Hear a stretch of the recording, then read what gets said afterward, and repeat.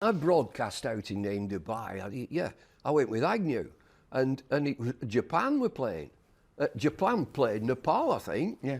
And I had to interview the captain at the end, and I'm not great at interviews at the end. And he kept bowing. He just bowed to me. So I finished. I thought, well, I think I've got to bow back. And so I'm bowing and he's bowing, and then we banged heads. Oh, it's a nightmare. I'm not good at interviews. Has Virat Kohli ever bowed when you've interviewed him? No, and Virat Kohli, I thought I found him a very engaging bloke when I was doing IPL and he's captain. He would have a chat. Sometimes you're out there, and I'm not good at tosses either. That's not my strong point, because I could never remember who's won it and what they're going to do. But he would engage and chat. I thought he was quite a personable fella. But you know, some of them will turn away and won't engage, and then you're on. It's time, and yeah, good evening from such a thing, and then he'll turn round and look quite animated. And so, you're boxing clever as a broadcaster because you want him to be your mate, but you don't actually know him at all. Yeah. Have you ever been starstruck? Yes, I was starstruck, and it was in the England tour to India when there was a terrorist attack in Mumbai. 2008? Yeah. And Yes. that was the first time that I'd met Sachin Tendulkar. I was starstruck. And he's quite a tiny little chap, isn't he? Yeah. And we just stood there, and there's that sort of pregnant pause and nothing. And he knew who you were? Right, this is the story. And why would I do it? Why would I say this? I think you're a brilliant player. It's the first time he'd heard it. And he said, and I think you're a very good broadcaster. I'm out. Yeah. Drop Yeah. mic. Me and Satch. Good on you. You should have taken a selfie. I think I did. I think I got a picture of him, yeah. How many inches you got him covered by? Eddie? How many inches have you got him covered by? I thought I'd got a good 5 or 6 inches on him, really. But again, what a great debate that is. There's been some fabulous tiny batters. What about you? Starstruck. I think this story will come off wrong, but I'm trying to say it the right way. I was in a hotel in India. I think I was in Bengaluru or Mumbai, somewhere like that. And someone starts yelling my name. And you turn around and there's this bald guy coming at you. And look, we all work in cricket. We have bald cricket fans come up to us all the time. And I'm thinking, who's this guy? And he's, Kimber. He's going to talk to me about some article I wrote about Mitchell Johnson 3 years ago or something. And then as he gets close, I suddenly see the face, and it's Martin Crowe. Oh. And so when I was young, even though I'm from Australia, I took the cover off my helmet to make it white, because Martin Crowe wore a white. Yes. Yeah. And I told you, I started playing on concrete pitches. You don't need a thigh pad on concrete pitches. The ball doesn't bounce that high. I put the biggest, boxiest thigh pad on so I could look like Martin Crowe. I had the headband and everything. I dressed like Martin Crowe. And he'd always been my hero. And then, and he wanted to be my friend because he loved my writing. And I could never be Martin Crowe's friend. And I tried to explain to him why I couldn't. But he was, no, let's talk about writing. He'd take me into the bar and this paragraph, and why did you write this? And how did you come up with this? And I was like, we can't do this because you're Martin Crowe and I'm just some dude. Yeah. So that was the one that I could never have any kind of a proper relationship with him, just because it was on such another level, because he was the guy when I was 11 that I wanted to be. He's a genius batter, genius thinker about the game, captain. He was just everything that I wanted to be in cricket. And I was exactly like him, John, except without any of the talent. I met the Rolling Stones. Rolling Stones as well. That's starstruck. That's proper starstruck, that is. Yeah. That is. And the best one was on a flight in Australia, and Bob Willis, God bless him, is at the front of the plane, sat next to this guy. And we've clocked him straight away, this guy. We just clocked him, me and Allerton. And no, Beefy wouldn't have a clue. And I went, Bob.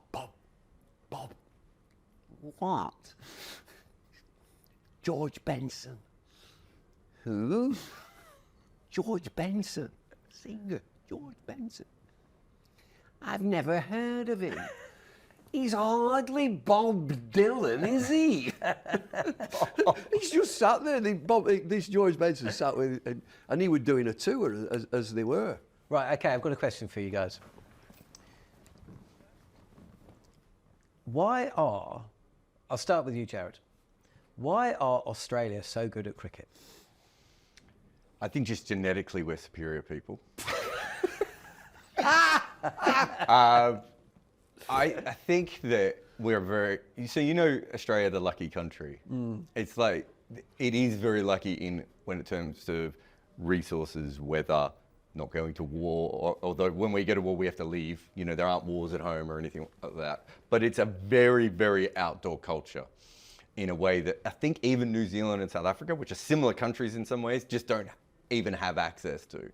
So when I grew up, everyone on a Saturday, that's what they did. You know, you either played tennis, you played netball, you played football, you played cricket, you played rugby, whatever it was, and your community was derived out of your club, right? It's very different. Most cricket cultures around the world are kind of school-based, right? You go to school and you play a few games a year. It's very different when, you know, I'm playing in the morning, my dad's playing in the afternoon, my mum's the scorer, my auntie's running the cricket club, whatever it may be. Everyone was involved. And if you go to country towns, so that's in Melbourne, but you go to the country towns, right? And the center of the towns for so long was that, right? Something as simple as, you know, whatever your sport was you played for your country town, everyone got together on Saturday, everyone got together on Sunday. And there is something also about the competitive nature of Australian sport, which you and I know sometimes gets on my nerves. You're playing in a club game and someone pulls a stump out to try and stab someone in front of you and you're like, what is happening here?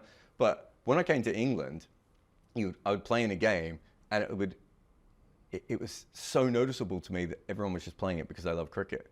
Whereas in Australia, they were not playing it because they love cricket. They were playing it because they wanted to win. And it was a test match from the 5th 11 through to the top level. That I've never been in another cricket culture that is like that. And the one other thing I would say, and this would be interesting for Bumble because he comes from the working class background, is cricket is probably a more even sport in Australia than it is anywhere else. You've been to New Zealand. It's quite a posh sport in New Zealand, right? Traditionally, look at Imran Khan and the Pakistani players. A lot of those players come from really elite backgrounds. In Australia, everyone plays cricket and it is a sport for everyone. And so it's almost more like a hybrid of football codes and cricket altogether. So it means that you listen to Australian coaches and Australian players, you have to do what you have to do to win the game. That isn't always the case with every different culture. So I do think there are key differences there, but the weather and the society and everything else play a huge part. Do you think they make them different in Australia? Well, we get a lot of things wrong in this country. And so when all those convicts, when they decided what should we do with them, where did we send them? Sent them to Australia. It's the greatest place in the world. Why we send them to Australia? It is a great country. It's a competitive country, I understand that. They've got the weather for a start. It's outdoor from start to finish. Club cricket is special. Everybody plays, and it's grade cricket competitive. The Sheffield Shield is dead simple. How many states? 8 states? 6 states. 6 states. Dead simple. Dead simple to organise and to police and to watch, and for players to have quite an easy pathway to the very top. You'll see a bloke up country, he's doing all right, we'll play him in a couplet and he's in the test team. It's a simple pathway. And so you never tire of going. You marvel at the facilities go hand in hand with the weather. If you look at England's window for cricket, it's 3 months. That's it. We've got 3 months. In India, they've got 8 months. I don't know. In Australia, they've got plenty. You can play cricket 12 months of the year in some parts of the country. You can, because the great weather. And so, I'm quite jealous of Australia and New Zealand. 2 special places, one to tour and to play.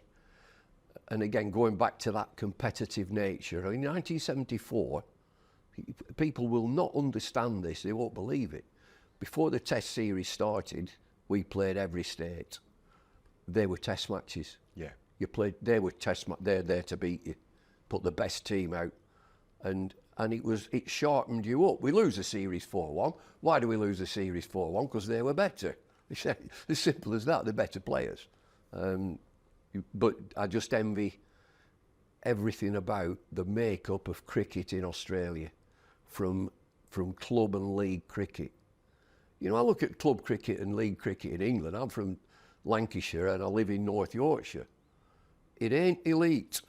Let me tell you that. Club, and it's not elite. I don't get this, that it's an elite public schoolboy sport. You come up to Lancashire and Yorkshire, it ain't. So when I came to London, I played for a club that was a higher level than I played for in Australia, about the same level. When I played in Australia, if you didn't train for 3 hours on Tuesday and then 3 hours on Thursday, you got demoted. Right? Yes, that's right. So you that's couldn't true. play first or seconds. You had to play thirds or fourths. If you didn't put the 6 hours of training in, I came over to the UK and I did 2 training sessions and started in the seconds. And you know, at that stage, I hadn't been in the UK very long, so I couldn't play first because they had an overseas pro. It's just not the same. I know guys who, like, I remember I played with a guy, he played 4th 11 cricket. He was a landscape gardener, and he took, his whole business plan was taking the hardest jobs in landscape gardening. So, you know, the one where you have to put all the big bricks and walk them up the hill. No other landscape gardeners would take these jobs. And he would do that for 10 hours, and then he would get to cricket training at 5 o'clock, and he would do 5 laps of an oval that was the same size as the MCG. Then he'd do his push-ups. Then he'd bowl in the nets for an hour and a half. Then he'd do slips cradle for half an hour. Then we'd do outfielding. Then he'd go and do his batting at the end. And he would do that twice a week. Then he would captain. You know what it's like if you're a club captain. You're calling up people all the time to try and get people playing. He took it. You played with him, and you would have thought that this guy was a Test cricketer. And he bowled at about 50 miles an hour, and he had the worst batting technique I've ever seen. But in his mind, he was playing Test cricket, and it's not quite the same in most other cricket cultures I've been to. They're all serious in their different ways. I almost think that, you know, in England there's a reverence for the sport that you don't always get for it in Australia. In Australia, it's a reverence for the competition, but I think that matters. And if you're a young cricketer coming through, you have to go through a lot of final bosses. Right, everyone's you know, you've got your final boss of your 3rd 11, of your club team, of your grade team, of your 2nd 11, all that stuff. There's always some old guy trying to knock you off in Australian cricket. And like I remember, you love this, Bumble. First time I played a top level senior cricket, I bowled a leg spinner and I beat the guy's bat. Next ball, I tried to bowl a slider, and the guy at the other end, he goes, "Is that the best you've got?" I picked that before you even came in. Right. Yeah. And I was like 15, skinny as anything. This bloke was like a 40-year-old with a beer belly, but he was right. Yeah. And it made me have to pick my game up straight away. No one's saying that in other cricket around the world. Like, it is a unique, different kind of cricket culture, and that brings the best. And also, it can go the other way. That, you know, the sort of sandpaper and the sledging and the, you know, all that sort of stuff, right? It's everything, but it is not. I still never played anywhere else where it is taken as seriously, no matter what level that you're playing in. On AM, on DAB, via the talkSPORT app, and on your smart speaker. talkSPORT.